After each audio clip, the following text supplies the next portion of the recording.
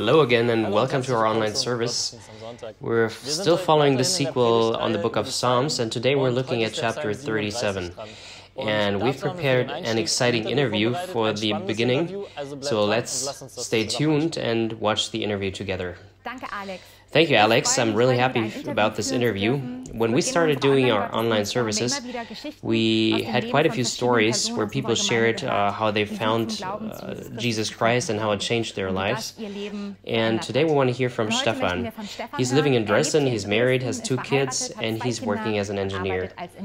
And Stefan, I want to ask you first, how did you walk with Jesus Christ? How did that walk of faith start? I grew up as a Catholic in a Catholic family, and I developed a relatively good understanding of God, and I heard many stories about Jesus. And if you would have asked me back then, do you believe in God? I would have said yes. But I actually believe now that the whole thing with Jesus, I did not fully understand, actually. It was only much later in my life, after I had been far away from church, and I was abroad for my work, and I got to know a person in Texas, and we were sitting in a cafe, and we were actually also talking about God, and I said, well, I do like God, but I don't need church. And something in my heart made me curious, and on one of the next Sundays,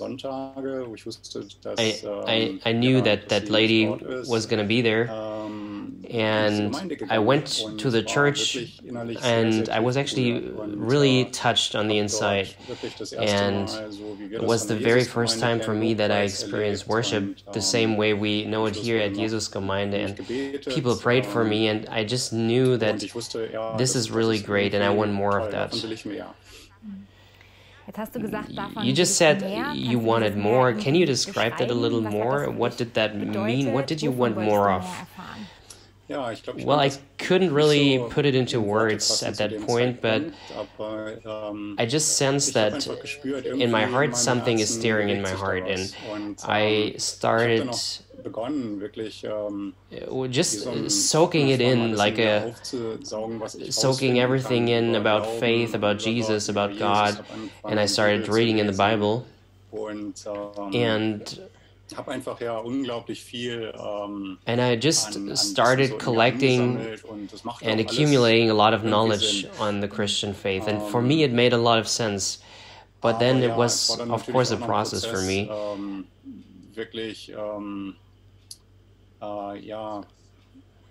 The things that had happened before, leaving those things behind. And would you say that there were, let's say, key moments in this process that changed something in your walk of faith? Yes, I think there was one key moment. I was actually already back in Dresden when I started going to the church here.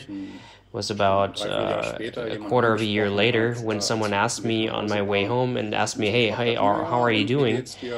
And how is this whole thing with Jesus? And I said, well, it all makes sense, but I'm not really sure whether it has really reached my heart fully. And then we said goodbye, and I just continued my walk home. And as I got home, I had this burning feeling in my heart, and I knew and realized, yes, it has already sunk into my heart. And that was a breakthrough point or moment for me, where I realized, yes, I really do know. I do know it in my head, but I can really sense and feel it in my heart. And I really wanted to continue this walk with Christ. It's really great hearing part of your life and how God has walked your way of faith with you, and how you were able to get to know Him. Thank you for sharing this with us. And now it is of course true that God goes this way and walks this path with every single one of us.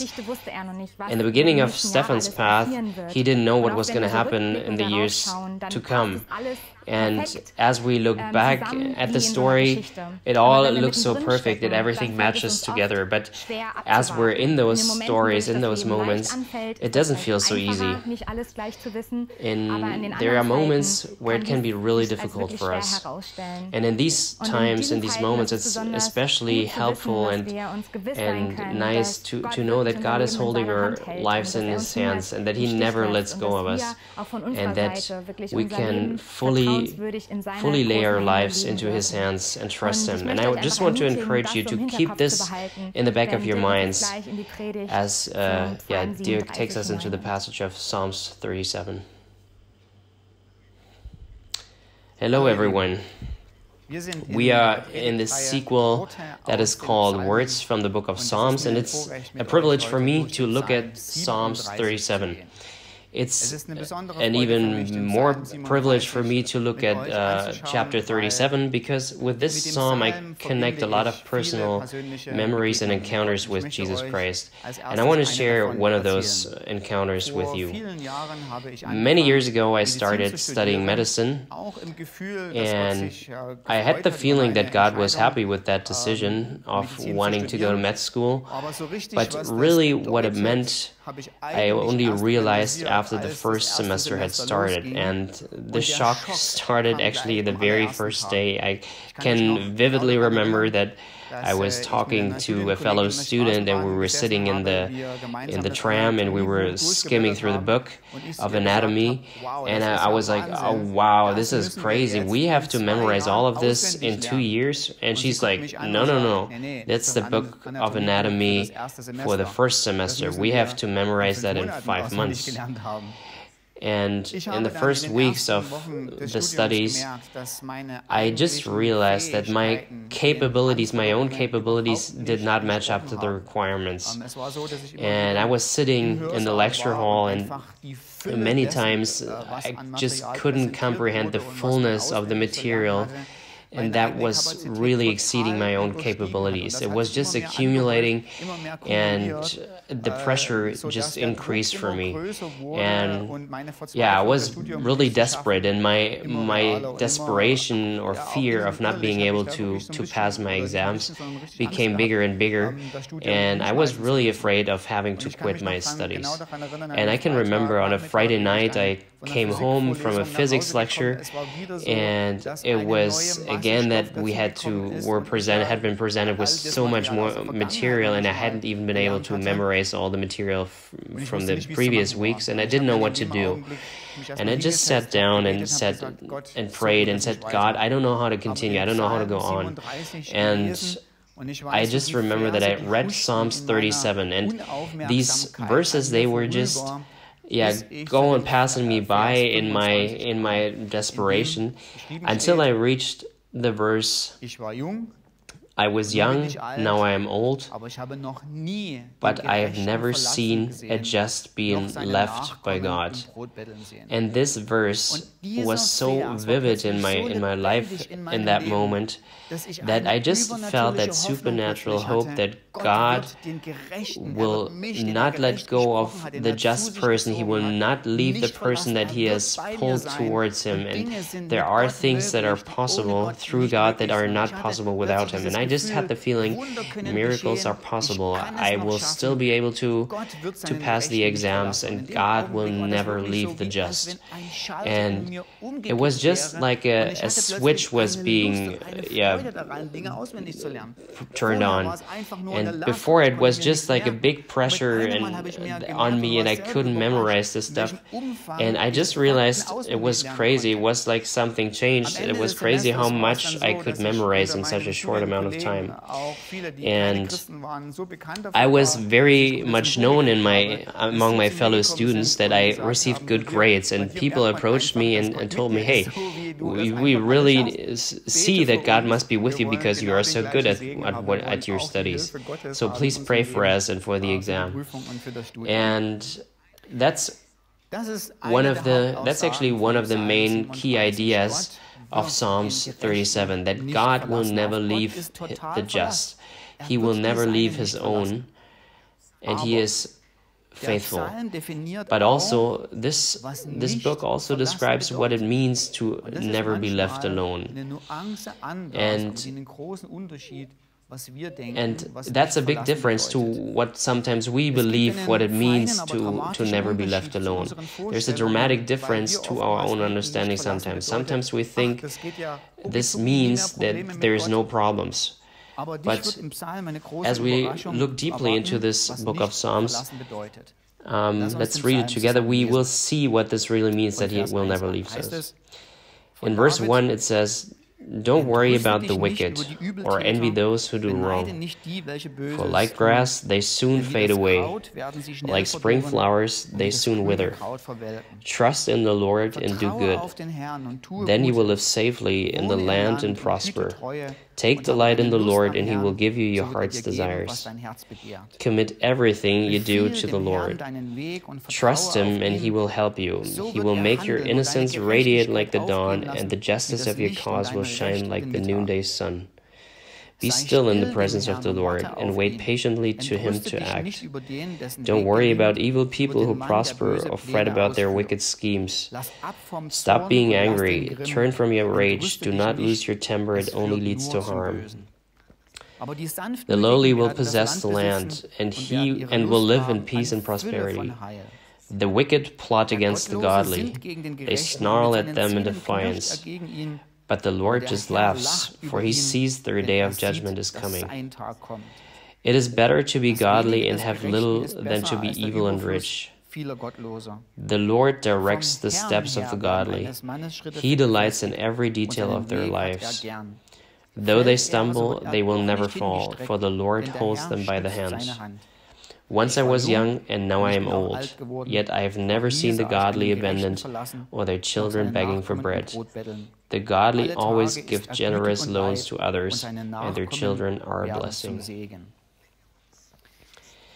As we look at the first verses of this psalm, we see that there is something, seemingly strange happening here, and something that there's injustice happening.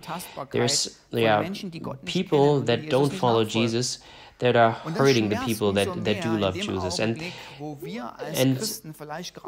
it is kind of like us as Christians not living the life of abundance or being sick, and the fact that there are sometimes people that do not live with God, and sometimes they have better lives and they have better circumstances that might feel unjust for us.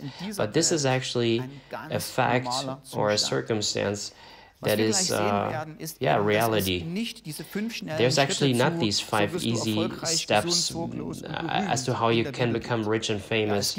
There's some of these motivational preachers that are, I would say, not really believers, or they're just charlatans or quacks. And we as a church, as Jesus Gemeinde, we always said we want to follow Jesus Christ, but there are people in our church that do go through tragedies and that ask the question, hey, I do believe in a Lord that saves, that heals, but I'm sitting here at the doctor's, and the one that doesn't believe in God is laying in the hammock on Mallorca. And we see that even though we have a God that promised to take care of us, we see that we sometimes struggle to make ends meet and to have financial struggles. And then we see others, ungodly people, that are just, their biggest problem is that the waiting time for the next Tesla car is so long. And what we read here in verse 1 is that we shouldn't envy, or we shouldn't be angry or be really enraged. And sometimes we feel this rage because it's so unfair. But at this point, I just want to make you aware that we as Central Europeans, we only experience that injustice to a small extent. I'm talking to a friend in East Europe, and he often shares with me and tells me, for me, actually, if I live like a righteous person, I actually can't do anything. I always have to bribe people. If I don't do that at every corner, I don't get a car, I don't get a job, I don't get an apartment, I never progress. I'm always at the end of the line if I want to live righteous and just. Another friend of mine in South America, he describes it like that. Where he lives, you are really being forced to bribe criminal thugs or groups of drug dealers. Otherwise, they will just burn your house. And that's really when it feels unjust and really unfair. But also here in Germany, we sometimes have this feeling of envy or jealousy for others. And it's not that jealousy that ungodly people are hurting us physically, but the number one reason for jealousy is the social media. Recently, I heard a report of a psychologist that said that there is really a type of depression, a social media depression. And she said that the average youth spends about two hours a day on social media platforms. And they did an interview and asked, when do you have your greatest depressed moments?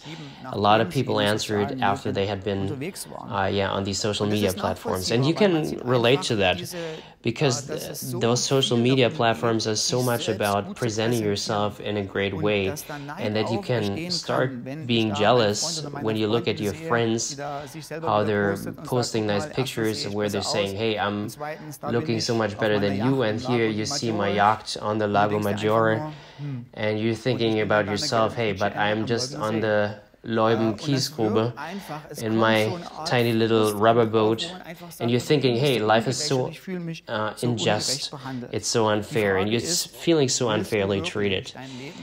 And the thing is, do you want to spend your life being jealous and filled with rage? And the psalm here has an answer to that. It says there is an ultimate justice in this world. It won't stay like that the ungodly will triumph and that the godly will live a bad life. Ultimately, it really is worth it to live with God. Justice doesn't always mean that justice comes immediately. It will come at one point, but it won't always come overnight. But at least as we're dying, and when we look at this eternity perspective, there's actually no reason of being jealous of someone that is ungodly, no matter how good they're doing and how well they're doing financially. It says here, the ungodly are like grass that withers away. At home where I live, we have a really nice lawn or meadow. It was really green and juicy. There were flowers, and it was really nice. And last week, the farmer came with their lawnmower, and he mowed it. And I just want to show you what remained of that nice, juicy green meadow. It's really just some dry grass, and if you just wait for a few weeks, then nothing will be left. There's just dust. And that's actually what happens to the people that are distant from God, that are far away from God. They appear to be juicy and green at times, but they will wither away. The psalm says here, it's not just enough to not be angry or to not be jealous. And we know as people, it's not enough to say, hey, don't do this, do that. But here we are getting some tips as to how we should lead our lives actually. And in verse 3 it says, trust in the Lord and do good. It doesn't just tell us what we shouldn't do, but it tells us what to do instead. Trust in the Lord and do good, then you will live safely in the land and prosper. Take delight in the Lord, and He will give you your heart's desires. Isn't that interesting? It defines here what it means to be Christian at its core. In just the moment where we feel treated unjustly, and we feel jealous, we shouldn't be looking at ourselves, or we shouldn't be looking at the other people.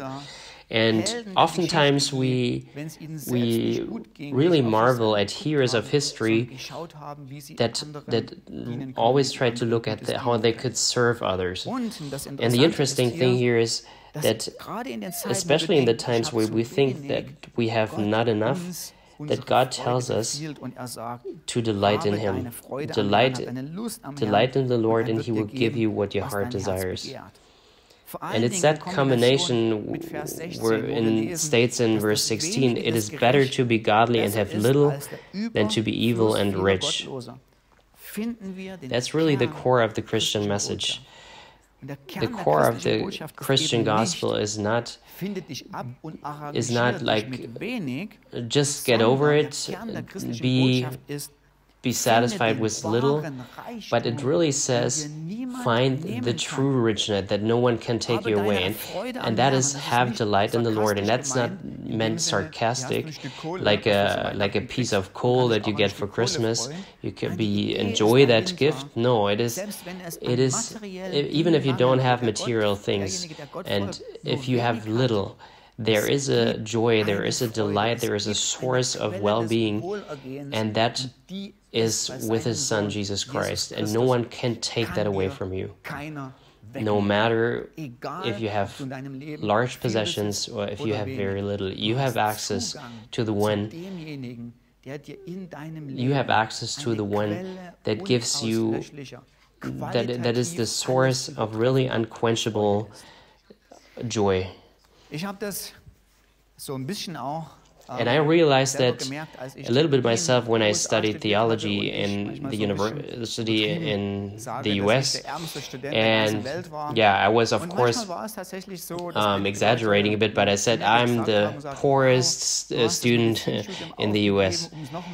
And yeah, people told me, well, you gave up your medicine, your med school studies, and you're starting your theology studies all over again. You could have been driving a nice limousine and be really rich and have a nice life, and here you are back to school, a poor student.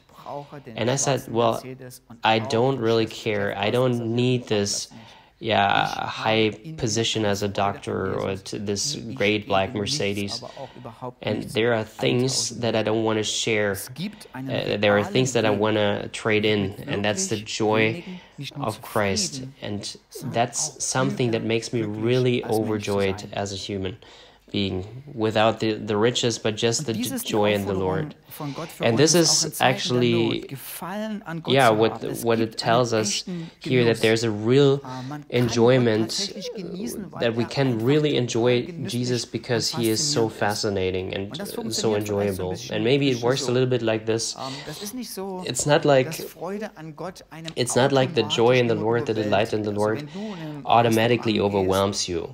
It's like going to a restaurant where the culinary experience doesn't start right away where you sit down at the table. You don't immediately bite into that nice steak. It starts with a little bit of waiting. You enter the restaurant, you think, oh, here it really smells nice. They must have nice dishes here. And maybe that's a little bit the way you enjoy God.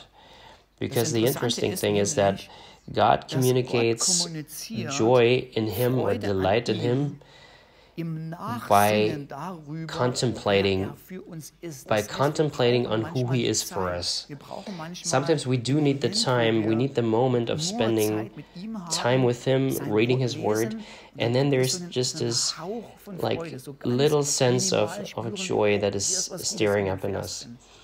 And then it is just time for us to dig deeper and to take that joy into our lives And just like a cow does it and ruminates their food, it's like ruminating that joy and contemplating on who he is, and then more and more joy will come into your life. Yeah, I want to come back to the topic of social media, because social media are making it more and more difficult for us to enjoy God, because they are the great distraction of our times. We are continuously bombarded by things, by unimportant things that are seemingly, entertaining. But when do we really have time to let it all hang out, to really do nothing, to reflect, to contemplate? I mean, I don't want to say the social media is the devil, but they're a bit like alcohol. Too much of it really... too much of it really doesn't help, and it really is important to have the right doses of it. So the right doses that we have still a clear mind, but that we have also time to contemplate and have time, and maybe also times we say, for the next 3 days, I don't want to look at social media, because the generations before us were also able to do without it. Vertraue auf ihn, so wird handeln und deine Gerechtigkeit aufgehen lassen wie das Licht und dein Recht wie den Mittag. Dem Herrn so trusting your ways to the Lord literally means in the Hebrew language to roll everything upon him. Maybe it's a little bit like having this hay bale, and is actually what the tractor did in front of her house. It really created this big hay bale, and if you really push hard enough, then you can move this hay bale and roll it a little bit. And this is what we should do, roll it upon him. That's a symbol of sin, and we should roll that on him. And it is only the person that is fully entrusting his life into God's hands that says, your will be done, and it is that person that can really relax and say, yes, he is taking care of everything. Verse 23, the Lord directs the steps of the godly. He delights in every detail of their lives. Though they stumble, they will never fall, for the Lord holds them by the hand. And then verse 25, it says, once I was young, and now I am old, yet I have never seen the godly abandoned, or their children begging for bread. The godly always give generous loans to others, and their children are a blessing. What verse 23 describes here is that when the godly lives with God, and the godly person looks around, turns around, and asks themselves, why did I live with God? Then God really rejoices and says, I was the one that gave you the strength, that gave you the will, that gave you the wanting, that gave you everything, that you were able to live the way that you were able to live.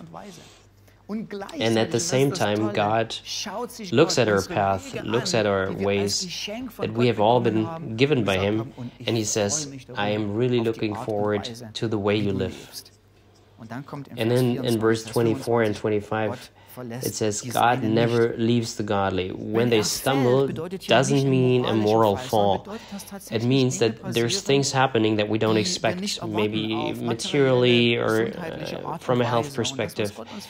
And sometimes we just stumble as the people that follow Christ. But we will never be, God will never allow that we fall so deep that there will be not a point of return, or where it will be the total catastrophe. God always takes care of us, and He walks with us. And when we look back and look at the whole psalm, this whole chapter, and ask, what does it mean to fully trust in God and Him taking care of the godly, then we see that it doesn't mean that a life with God is the absence of any difficulty. But life with God means to wait for God, to rest in Him. It's not a passive waiting, it's an active waiting. It's like picking up a friend from a bus station or train station. You're just waiting for that person in that, with that anxiety of soll ich jetzt meeting that um eine person. Veränderung meiner Umstände And- beten, ja oder nein? Was sagt denn jetzt die Bibel And the question dazu? is, should we pray for our Einfach sagen, das circumstances? Leben What does the Bible say ist to zu that? komplex. Well, life Doch is Gott ist too zu komplex, complex to um da eine have ganz klare und a scharfe Antwort zu geben. full Aber and was clear Gott answer. eigentlich But sagt, what this psalm says here es is that wäre, a Christian doesn't live good wenn er sich einfach or nur live immer well seinem Schicksal if they hingibt just und sagt, ich lasse mich if they einfach just von dem let Strudel der Umstände leiten. that their Gott destiny will bestürmt werden. control Er will, their dass lives. wir ihm God unsere wants Ungerechtigkeit, die wir God empfinden, also aufklagen und auf sein accepts Eingreifen our warten. frustration or Er outrage freut sich against darauf, this wenn wir erwarten against von being ihm, treated dass er Dinge unfairly. tun kann, die And nicht he in unserer understands Macht liegen und wo where wir we ihn cry out to him, brauchen, where we damit eine need Veränderung change passiert. from him. But at the same Aber time, it doesn't gleichzeitig mean bedeutet das nicht, that at the dass core im of the Kern Christian des life, christlichen Lebens it's only es about nur darum geht, the äußeren external Lebensumstände circumstances being in all Ordnung. right and being in Sondern order and es in check. gibt einfach etwas There is Wichtiges something im more christlichen important in the Leben. Christian life, Und and that das is ist es, having Freude delight an in the Christus zu Lord, haben, no egal matter the wie die Umstände circumstances. sind. Und diese Freude, And die I wünsche ich wish dir, that you dass sie are able to dich dein experience that ganzes joy Leben and that it lang will begleitet. Und ich guide will you through einfach your heute entire Schluss life. And I nicht don't want to mit einem finish up Gebet, today with a sondern prayer, but indem ich with the die first ersten two zwei Strophen verses, des zumindest and maybe the Älteren older unter of uns you sind, des know it. berühmten Liedes It's a von very Paul famous Gerhardt song from Paul euch Gerhardt, vorlese, and befiehl du the deine song Wege. says, "Commit Das commit Gedicht, your das ways." Lied, was aus And diesem this Psalm song was inspiriert wurde. inspired by this Befiehl du deine chapter Wege 37 from the und book of was dein Psalms. Herze kränkt. Commit Der whatever grieves you allertreuesten Pflege at heart in all thy der ways, den Himmel to lenkt. him who never leaves Der thee, Wolken, Luft on whom und creation Winden stays, gibt Wege, who Lauf freest und courses Bahn. maketh for Der wird clouds and auch air and Wege wind, finden, and care wo whoever dein taketh Fuß gehen a kann. path for thee to find. Dem Herrn musst The du Lord trauen, thou must wenn repose dir soll on. wohl If ergehen. thou wouldst prosper Auf sure, sein Werk musst his du work schauen, must ever gaze denn dein on, Werk soll if thine is to endure. Mit Sorgen und By mit anxious Tränen care and und mit grieving, selbsteigener by Pein self-consuming lässt pain, Gott sich gar nichts God is nehmen. not moved to Es giving. muss. By prayer must thou obtain. Amen. We want to invite you to be active, not just be spectators, but to seek God together with us, to encounter Him. And we want to celebrate our God. We want to celebrate Him as a God who makes ways, a waymaker. He is the one that keeps His promises, and He loves building ways to us.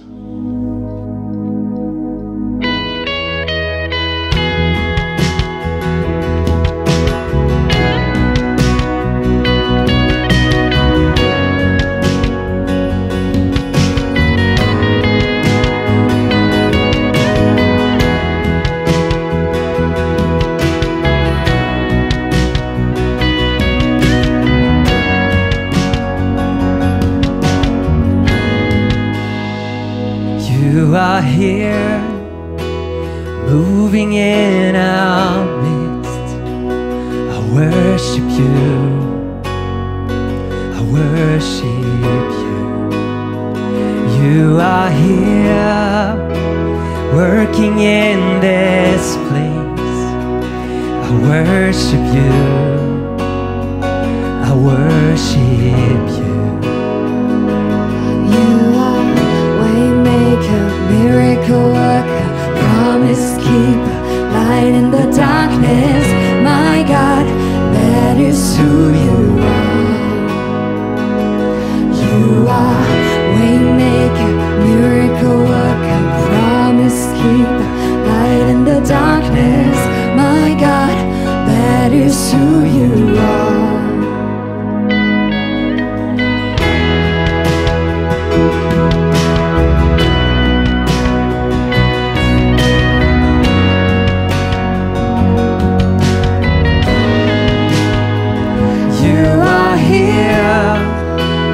Touching every heart. I worship you, I worship you. You are here, healing every heart. I worship you, I worship you. You are here, turning lives around.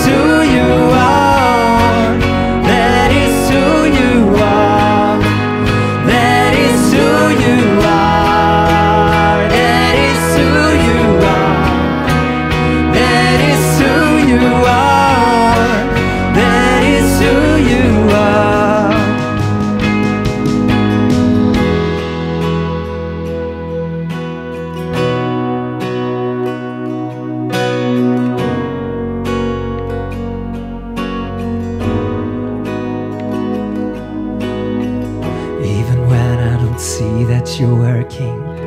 Even when I don't feel that you're working, you never stop working.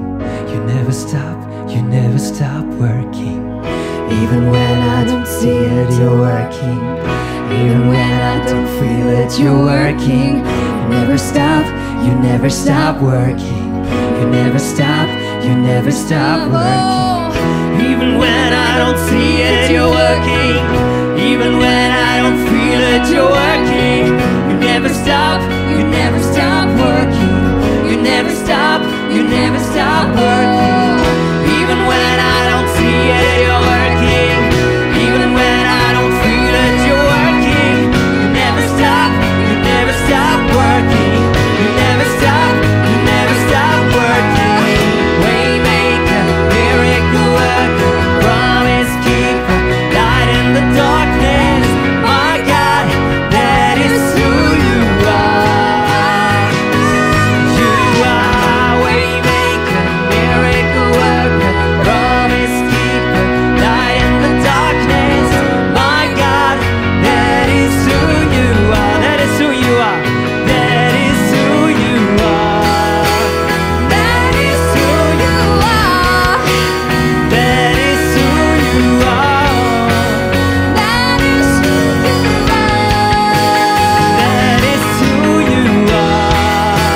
That is who you are. That is who you are. That is who you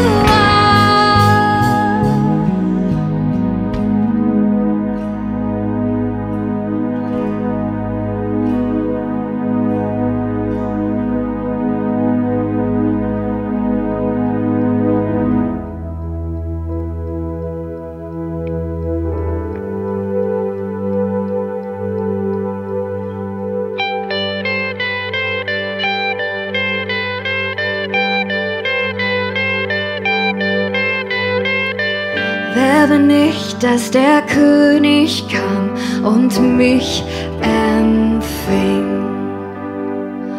War verloren, doch er nahm mich an, oh wie er mich liebt, oh wie er mich liebt, wen der Sohn befreit, oh ist wirklich frei. Ich bin Gottes Kind, ja sein Kind. Endlich frei voller Gnade hat er mich erlöst. War Sklave der Sünde, doch Jesus starb für mich. Ja, er starb für mich. Wen der Sohn befreit, oh ist wirklich frei. Ich bin Gottes Kind, ja sein Kind.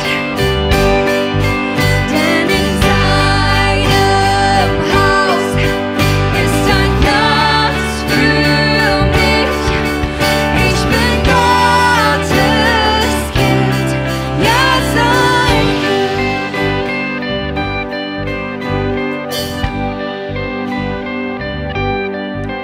Du erwählst mich und verlässt nicht.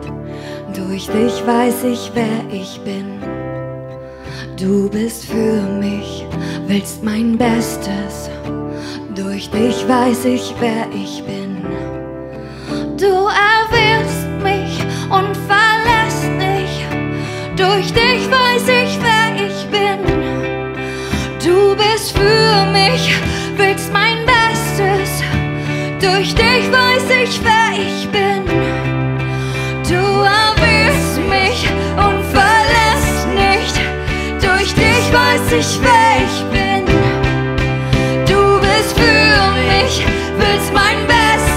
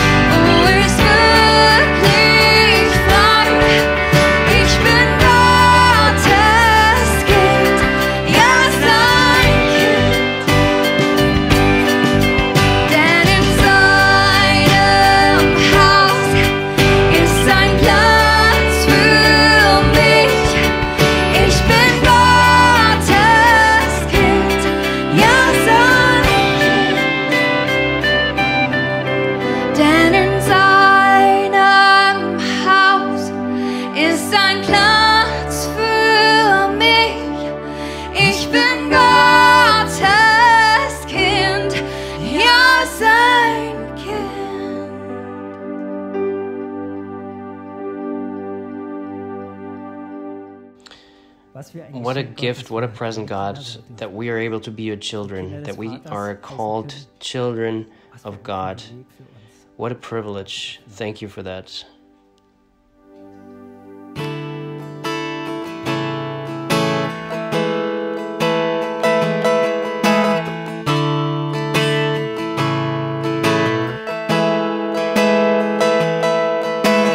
Higher than the mountains that I face,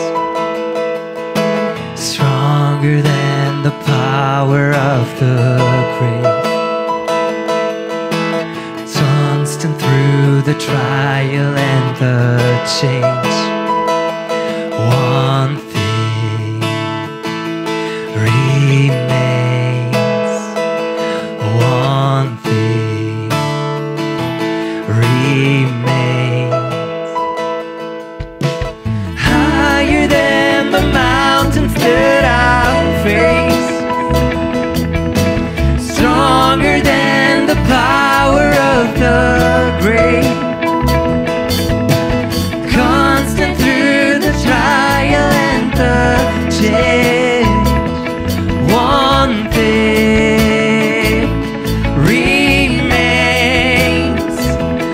one thing remains. Your love never fails, never gives up, never runs out on me. Your love never fails, never gives up, never runs out on me.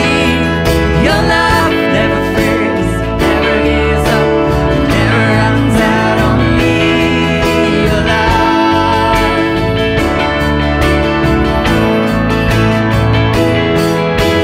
On and on and on and on it goes, for it overwhelms and satisfies my soul,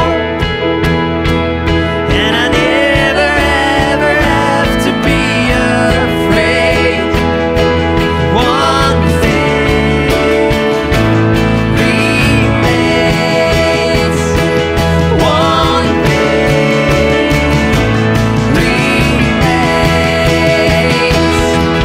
Your love never fails, never gives up, never runs out on me. Your love never fails, never gives up, never runs out on me. Your love never fails, never gives up, never runs out on me. Your love.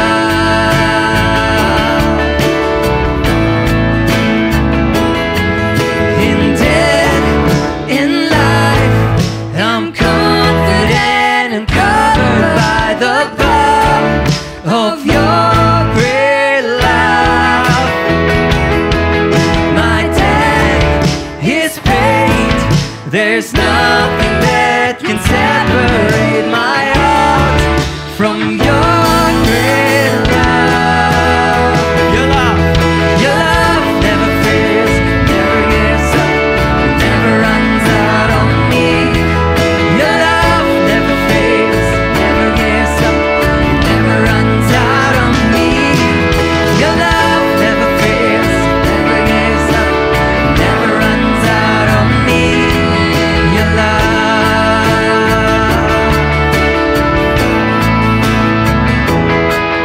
Your love never fails, it never gives up, it never runs out on me. Your love never fails, it never gives up, it never runs out on me. Your love never fails, it never gives up, it never runs out on me. Your love.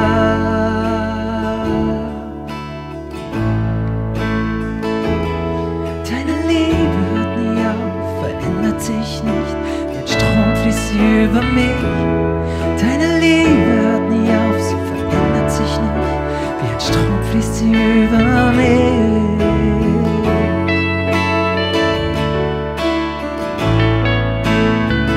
Und hört mich ein. Danke, Jesus. Deine Liebe ist genug, deine Liebe ist genug, deine Liebe ist genug für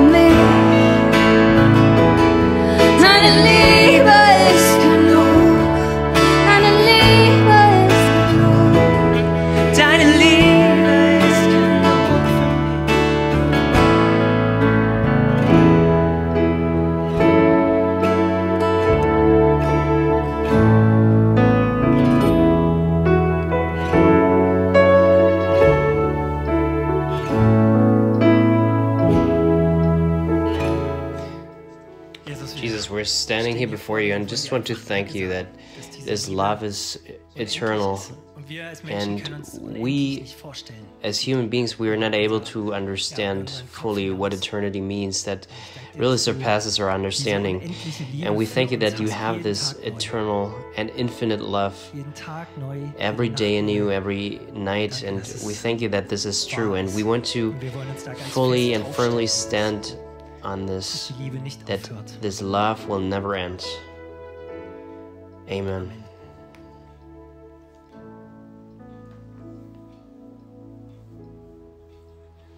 And before we finish up, I want to say a great thank you to all those that have invested the last weeks and months. Through all of your work, these services are being made possible. And if you also want to be part of what we're doing as a church, you can also do that. You see the information on the screen to make a donation. And all of you who are going on holiday or abroad, yeah, have a great time. And also you students that are having their exam periods right now, we wish you success. And yeah, we're inviting you for next week's service again. Do invite your friends, share the link. See you next week.